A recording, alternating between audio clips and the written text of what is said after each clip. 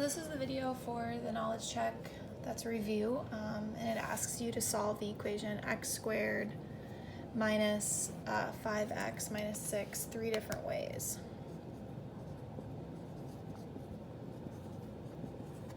So the first time I'm going to solve this is I'm going to do factoring and zero product property.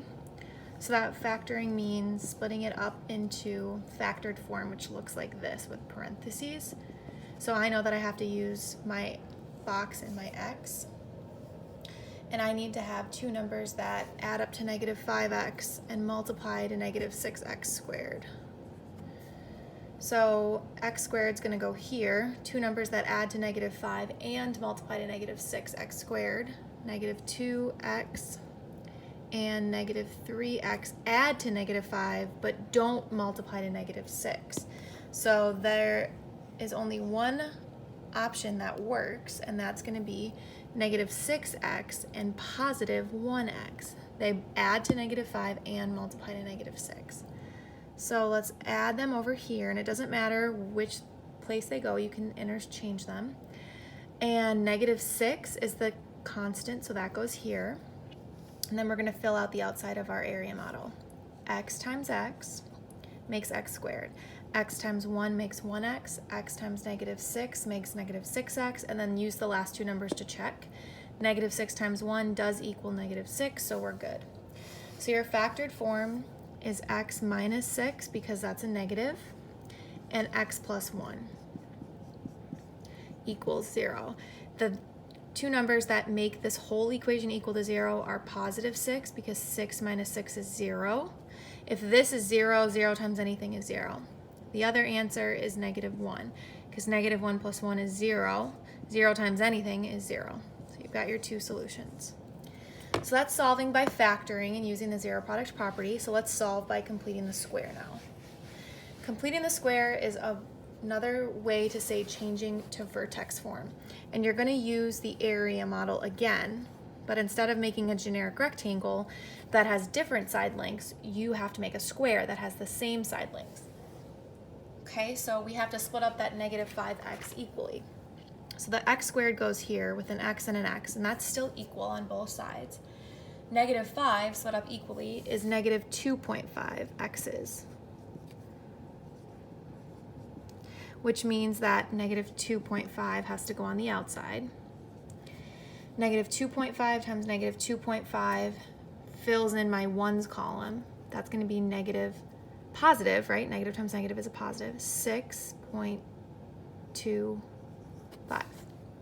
So if I have 6.25 ones here, and I want to keep everything balanced, I have to add negative 6.25 ones on the outside, which also means I have to add those to the original negative 6 ones that I used to have.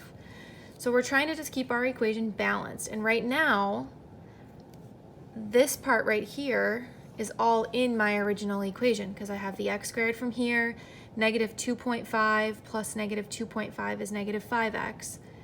And I can't just have a random positive 6.25. I have to add negative to keep my equation balanced plus my original negative 6. So all together, I've got x minus 2.5 squared. Combine these together and you get negative 12.25 ones on the outside. That equals 0. So now comes the solving. You want to add 12.25 to both sides because you're trying to get x by itself. X minus 2.5 squared equals 12.25. The opposite of squaring something is taking the square root. So I'm going to square root both sides. So x minus 2.5 is now on its own. And the square root of 12.25 is 3.5 and negative 3.5. Because 3.5 times 3.5 is 12.25. Negative times negative is also positive. So that's how you get two different answers from one equation. So those are my two equations that I need to solve. And by doing simple addition to get x by itself, x equals 6 x equals negative 1. All right, the last one is using the quadratic formula. So the quadratic formula is x equals negative b plus or minus the square root of b squared minus 4ac all over 2a.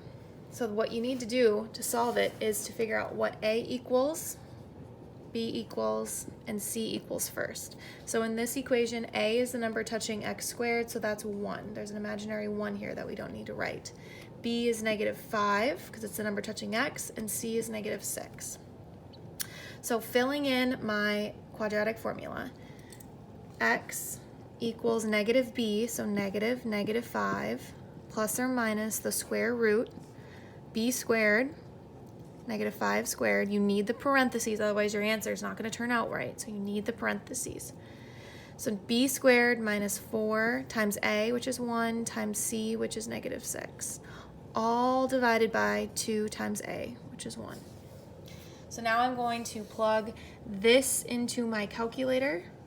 You can either type it into your calculator, or you could actually go to mathway.com or use Google to find a calculator that would do that for you. Okay, so I can do some of this in my head. Negative 5 squared is 25.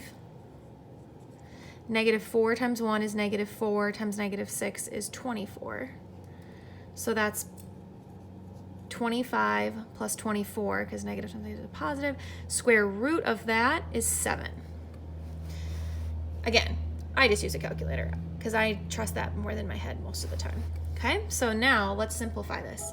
Negative negative 5 is 5, plus or minus, we know that the square root of all of this is 7, divided by 2 times 1. So here are your two equations. We've got 5 plus 7 divided by 2. 5 plus 7 is 12, divided by 2 is 6. We've got 5 minus 7 divided by 2. 5 minus 7 is negative 2, divided by 2 is negative 1. So that's how you use the quadratic formula to solve this equation.